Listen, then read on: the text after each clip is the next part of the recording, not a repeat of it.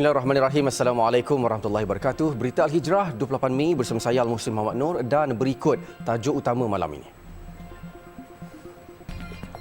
Keluarga Hawari berharap operasi pencarian diteruskan.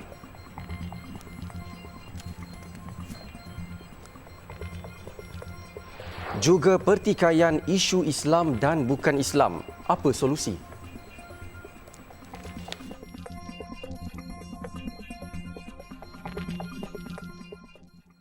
Memasuki hari ke-9 kehilangan pendaki Malaysia Everest 2023 ME 2023 Muhammad Hawari Hashim. Keluarga beliau masih kekal positif dengan berharap tempoh misi pencarian SAR dapat dilanjutkan sehingga Hawari dapat ditemui dan pulang ke pangkuan keluarga dalam keadaan selamat.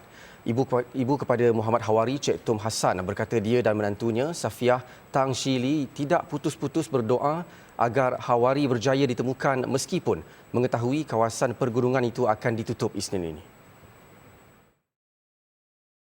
Cik Tum berkata sejak beberapa hari ini, anak perempuan Hawari, Hana Sakinah yang berusia 4 tahun, sudah mula merindui bapanya dan bertanyakan di mana Hawari. Malah katanya, Hana Sakinah turut meluahkan kerinduan terhadap bapanya menerusi lukisan mereka sekeluarga di satu kawasan pergunungan. Isi dia tu memang kita tengok memang down lah, tapi kita duk support dia biasalah supaya dia jangan terlalu ikut perasaan dia. Yang kecil itu yang 2 tahun tu dia memang happy lah 4 jam. Yang kakak tu memang mau hari dia tanya. Itu 2-3 malam lepas dia draw bapak dia, mak dia dan adik dia. Dia ke rumah tapi dia cakap abah dia hilang. Memang dia rindulah abah dia. Dua keping dia lukis, yang satu tu dia tunjuk bukit-bukit. Dia kata bapak dia berjaya dekat sini. Cik Tum berkata sehingga kini, dia juga masih tidak mendapat petunjuk berhubung keberadaan anak lelakinya itu. Besar lah makcik lah. Kepada semua doa yang terbaik dan minta dipanjangkan lagi. Maksudnya jangan tutup lagi lah. Yang makcik dengar lah. Yang nak tutup lah. Yang semua apartmen di Everest tu. Jadi suka sikit tapi minta sangat-sangat. Dia pun kesok sikit lah date dia tu. Memudahkan kita semua untuk cari dia ke. Dia keluarga pun harapan dan perasaan pun jadi lain sikit lah. Jadi happy lah juga. At least dibukakan ruang lagi. Sementara itu, dengan berinteraksi hanya menggunakan bahasa isyarat, Safiah dibantu anak saudaranya Muhammad Danish Daniel Muhammad Hafizul berkata kali terakhir dia menghubungi suaminya pada 15 Mei lalu sebelum memulakan pendakian ke puncak. Terkejut dengan berita kehilangan suaminya, Safiah berharap SAR mencari suaminya dapat dilanjutkan. Dia harap sangat-sangat yang mana dah tahu pasal benda ni, mohon sangat-sangat doa untuk suami dia untuk dapat dijumpai dan selamat balik ke pangkuan family. Dia dan anak-anak dah fikirlah benda tu kan. Dia cakap suami dia dah janji nak balik awal untuk sambut dekat KLIA, tapi dia dah fikir mana, dia tanya-tanyalah mana suami dia. Terdahulu, keluarga Muhammad Hawari menerima kunjungan Ahli Parlimen Tasik Gelugor, Datuk Wan Saiful Wan Jan di kediaman mereka di Kampung Permatang Kerai Besar, Tasik Gelugor yang tampil menghulurkan sedikit sumbangan. Beliau berkata akan mengusahakan bantuan khidmat kaunseling kepada keluarga Hawari bagi memberi sokongan kepada mereka yang terkesan dengan kehilangan Hawari. Kementerian Pendidikan Tinggi KPT memerlukan unjuran keperluan guru dari Kementerian Pendidikan Malaysia KPM. Menterinya Datuk Seri Muhammad Khalid Nordin berkata perkara itu penting bagi KPT sebelum merancang langkah seterusnya yang sekaligus dapat mengurangkan isu lambakan graduan perguruan di negara ini. Jelas Datuk Seri Khalid, unjuran itu harus ada kerana keperluan guru bukan sahaja dalam kerajaan tetapi juga dalam sektor swasta. Soal kita sekarang ialah mungkin dengan ramainya yang ambil kursus perguruan, kita perlu lihat bahawa perguruan ini bukan saja untuk dibekalkan kepada sekolah kerajaan. Dia boleh juga sekolah swasta, dia boleh juga menjadi guru di luar negara dan sebagainya. Dan mungkin juga saya dah beritahu opsi untuk dia juga beri tumpuan kepada mengeluarkan guru untuk TVET.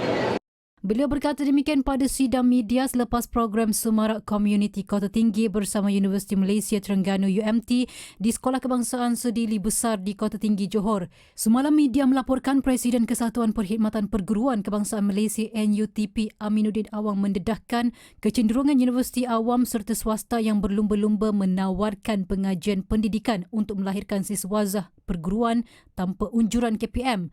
Tindakan itu boleh menyumbang kepada isu pengangguran dalam kalangan graduan bidang terbabit.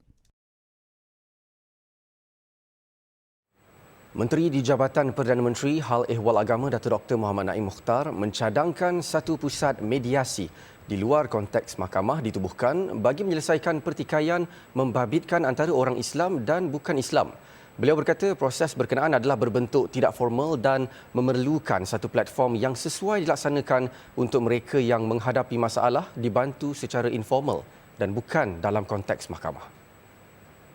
Jadi saya ingat dengan cara yang tidak informal ini, penyelesaian yang sebegini boleh dicapai secara adil dan yang paling penting ialah kepentingan kebajikan anak tersebut akan benar-benar dapat dijaga. Yang tu kita nak lihat tanpa memprejudiskan perpaduan orang-orang Islam dan bukan Islam. Kita tak nak ada mana-mana pihak yang mengambil peluang ini untuk menyebabkan berlakunya perseteruan, ketidaktenteraman dan sebagainya. Kita nak lahirkan satu masyarakat yang berpadu dan saling faham, memahami antara satu sama lain. Sama ada orang bukan Islam ataupun orang Islam, kita nak lihat bagaimana kepentingan kebajikan anak tersebut itu benar-benar dapat dipelihara. Beliau berkata demikian ketika mengulas mengenai satu laporan polis dibuat oleh ibu kepada seorang kanak-kanak perempuan orang asli di Rompin Pahang yang mendakwa telah diabaikan oleh bapanya. Rakaman berdurasi 31 saat telah tular di TikTok baru-baru ini mencetuskan keresahan orang ramai kerana bapanya bukan beragama Islam.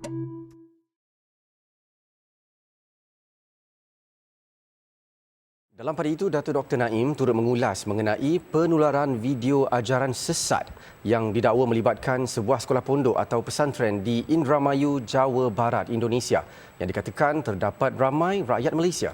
Jelas beliau perkara itu kini dalam perhatian pihaknya. Bahagian ini seperti mana yang pernah saya sebut sebelum itu, perlukan kita akan bentuk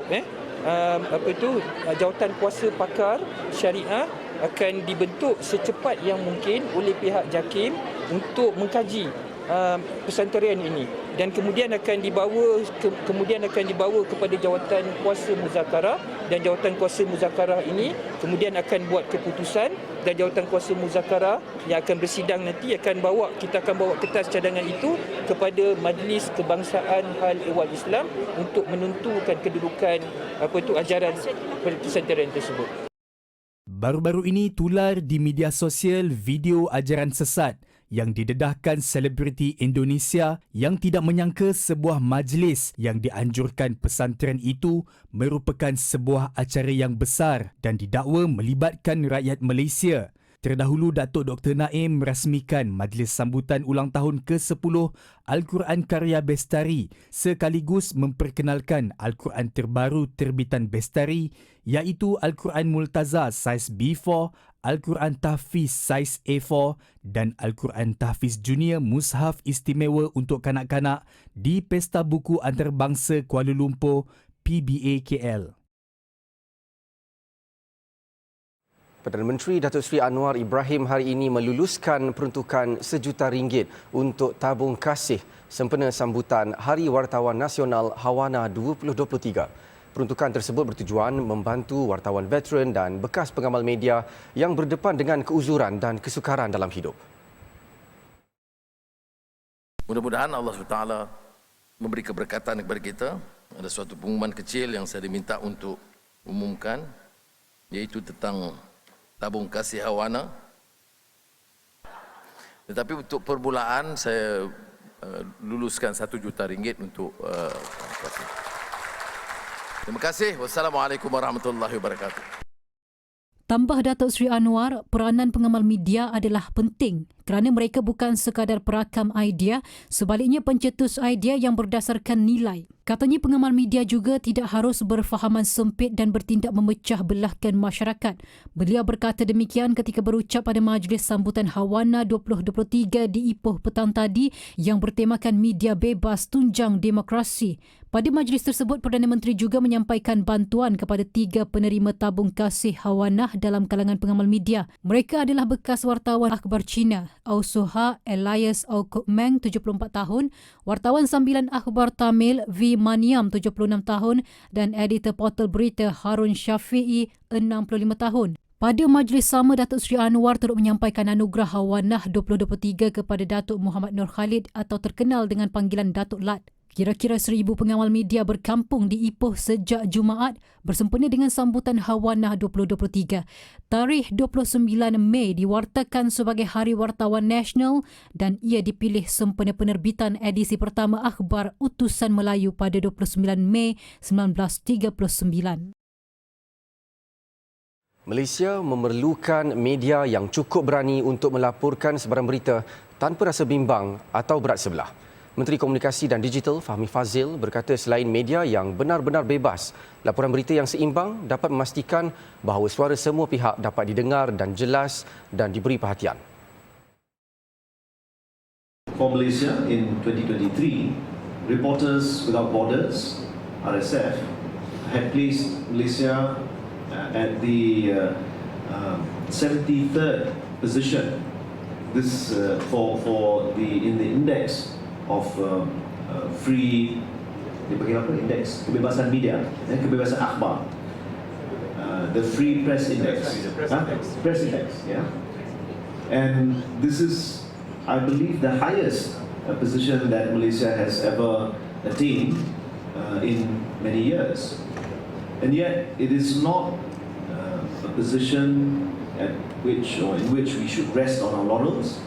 There's a lot of work to be done, because we do need not only a free and independent media, but also a media which is, I would say, brave enough to speak out without fear or favour. Beliau berkata demikian ketika menyampaikan ucapan perasangan Forum Media Hari Wartawan Nasional Hawana 2023 di Ipoh. Tambah Fahmi, selaras dengan pertumbuhan pesat penggunaan kecerdasan buatan AI pula, pengamal media digesa membantu kerajaan memahami beberapa cabaran kawal selia yang perlu dikaji. Katanya perubahan besar dalam lanskap media menyebabkan pihak media tidak mempunyai pilihan selain daripada mengikuti trend semasa. Justru beliau menggesa media tradisional untuk berinovasi dan berubah dengan menggunakan teknologi baharu serta menerima platform dalam talian. Satu kaedah yang tepat bagi menentukan arah kiblat ialah melalui peristiwa Istiwa A'zam, iaitu kedudukan matahari berada tepat di atas Kaabah. Fenomena yang berlaku 2 kali dalam setahun itu menyaksikan umat Islam berpeluang melakukan sendiri pemeriksaan arah kiblat itu hari ini dengan lebih tepat pada jam 5.18 petang tadi. Melalui kaedah ini, umat Islam berpeluang menentukan sendiri arah kiblat menggunakan bayang matahari sahaja, dibantu dengan peralatan objek tegak seperti sebatang kayu. Manakala lokasi yang dipilih untuk tujuan arah kiblat ini tidak terlindung daripada sinaran cahaya matahari yang terik. Istiwa A'zam adalah fenomena yang berlaku apabila matahari berada di atas titik zenit sesuatu tempat ketika ia melintasi di median tempat berkenaan. Ketika matahari istiwa di atas Kaabah, bayang-bayang objek di mana tempat di bumi yang menerima cahaya matahari boleh menjadi panduan arah kiblat. Fenomena ini berlaku 2 kali dalam setahun, iaitu pada 28 Mei tepat jam 5.18 petang dan 16 Julai jam 5.28 petang.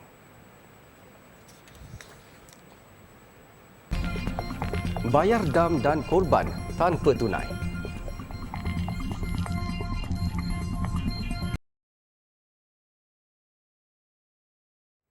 Perkhidmatan cashless di Tanah Suci diteruskan bagi musim haji kali ini. Pengarah Operasi Kewangan Syamsul Bahar Syamsuddin berkata urusan berkenaan termasuk pembayaran dam dan korban tanpa tunai.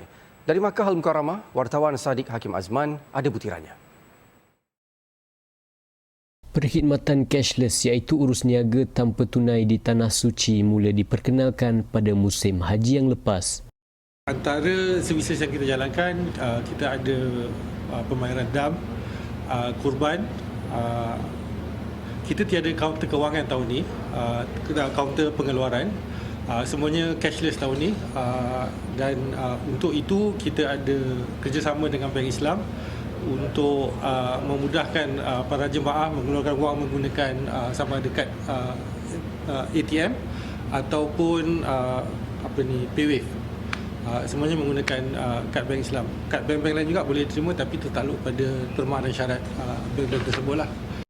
Bagi urusan dam dan haji korban, tabung haji katanya tidak menerima wang tunai daripada jemaah, tetapi jemaah perlu menggunakan aplikasi tijari tabung haji.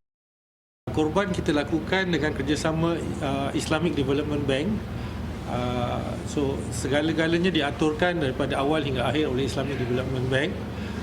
Korban akan dilakukan di Tanah Suci, manakala daging korban akan diagihkan di Tanah Suci, di Tanah Haram ni, juga di luar dan juga di 25 negara lain. Semuanya akan diuruskan oleh Islamic Development Bank. Harga korban pada tahun ini adalah RM900 untuk seekor kibas, dan ianya terbuka kepada semua jemaah haji dan bukan jemaah haji di Tanah Suci, tanah air. Pembayaran boleh dilakukan melalui aplikasi tijari untuk jemaah haji di Tanah Suci.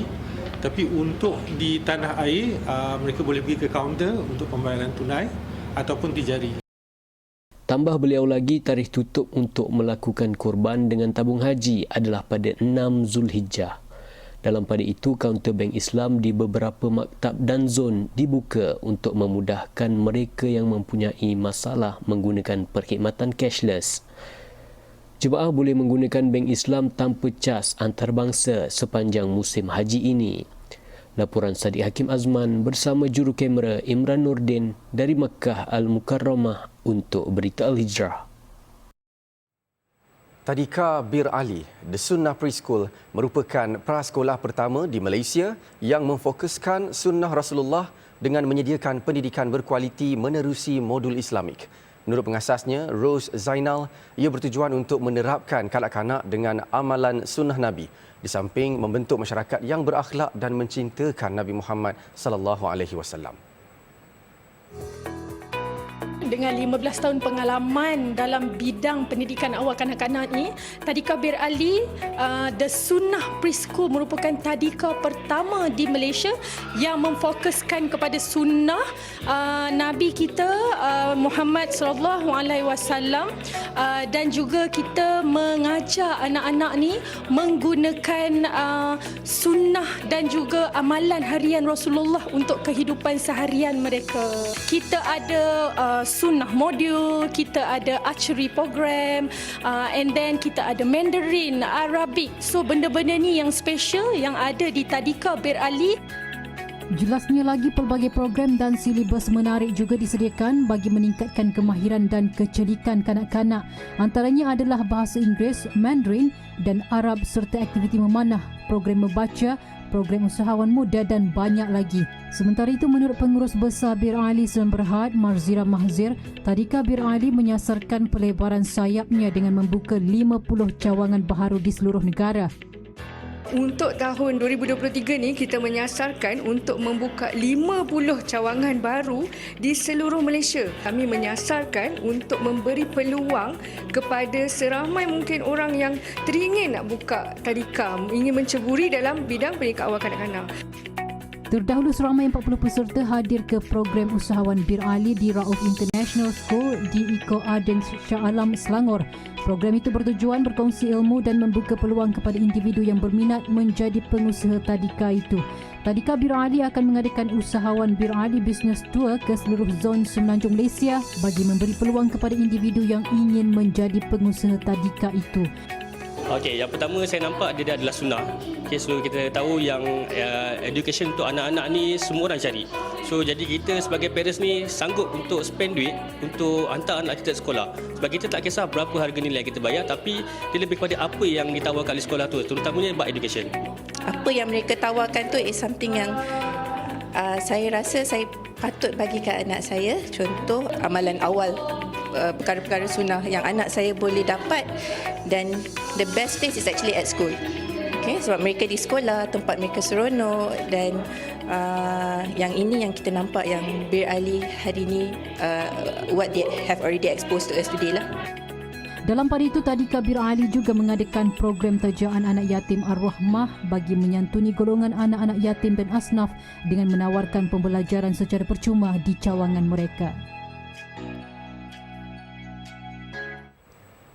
Kidsflix International Sendirian Berhad menyasarkan 300 buah rangkaian sekolah pendidikan awal kanak-kanak di bawah jenama Kidsflix di seluruh negara menjelang hujung tahun ini. Ketua Pegawai Eksekutifnya, Rostina Rauf, berkata setakat ini 120 buah cawangan Kidsflix telah beroperasi di seluruh Malaysia sejak kira-kira lebih setahun ia ditubuhkan. Sejajar dengan kita punya peningkatan daripada 120 branch kepada road to 300 centres, dan kita harap kita dapat mencapai 300 center itu pada hujung tahun ini, insya-Allah, doakan. Untuk tujuan itu, Kidsflix akan mengadakan roadshow ke seluruh negara termasuk Sabah dan Sarawak mulai Jun hingga Disember 2023 bagi menemui bakal-bakal pengusaha yang ingin menyertai Kidsflix. Sementara itu, pengasas Kidsflix International Datuk Dr. Sheikh Muzaffar Syukur pula berkata, Kidsflix turut menyasarkan lebih ramai anak-anak seawal usia 6 tahun agar dapat khatam Al-Quran dengan menyertai pusat pendidikan itu. Sangat susah untuk mencari sebuah preschool yang berkualiti tinggi. Jadi kita menekankan lebih kepada Quranik, Islamik dan teknologi. Menggunakan kaedah interaktif dengan pelajar-pelajar daripada umur 1 hingga 6 tahun. Yang paling penting sekali, khatam apabila mereka berumur 6 tahun lagi, mereka sudah pun khatam.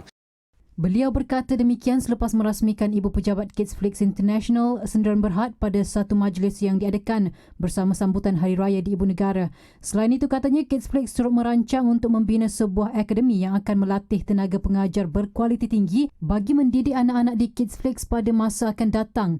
Tambahnya, Kidsflix juga dalam perancangan untuk membina sekolah rendah Kidsflix bagi pelajar tahun 1 hingga 6 bagi melanjutkan sistem pengajaran Kidsflix sendiri. Telah tiba pencarian bakat untuk digelar Dai Muda Yadim 2023. Anda telah bersedia untuk merasai cabaran sebenar dunia dakwah? Anda telah bersedia untuk melestarikan gerakan dakwah dalam dunia yang penuh mencabar ini? Jika ya, hantar penyertaan anda ke email admy@yadim.com.my atau hubungi nombor-nombor yang tertera sekarang. Akademi Dai Muda Yadim melestari gerakan dakwah. Demi iPhone, empangan dikeringkan. Setelah 2 dekad memerintah Turki, nasib Recep Tayyip Erdogan ditentukan dalam tempoh beberapa jam lagi. Pengundian yang bermula 1 tengah hari waktu Malaysia akan tamat 10 malam ini. Keputusan dianggarkan diketahui awal pagi esok. Erdogan mendahului pencabarnya Kemal Kılıçdaroğlu di kedudukan selesa pada pusingan pertama 14 Mei lalu. Namun, ia adalah keadaan paling sukar perlu dihadapi Erdogan dalam era paling banyak perubahan di Turki sejak penubuhannya sebagai Republik pasca Uthmaniyah sejak 100 tahun lalu. Lebih mencabar, Kılıçdaroğlu berjaya membentuk gabungan kuat membabitkan bekas sekutu Erdogan yang kecewa dengan golongan nasionalis sekular dan konservatif agama. Kılıçdaroğlu hilang daripada pandangan selama 4 hari sebelum muncul semula membawa falsafah perjuangan baharu. Perjalanan suci jemaah haji India ke Arab Saudi dicemari dengan serangan tidak bertanggungjawab golongan pelampau anti-Islam. Malah penjahat memaksa mangsa melaungkan kalimat Hindu. Kejadian berlaku di Rajasthan Kota ketika jemaah haji yang menaiki bas hendak ke lapangan terbang Jaipur.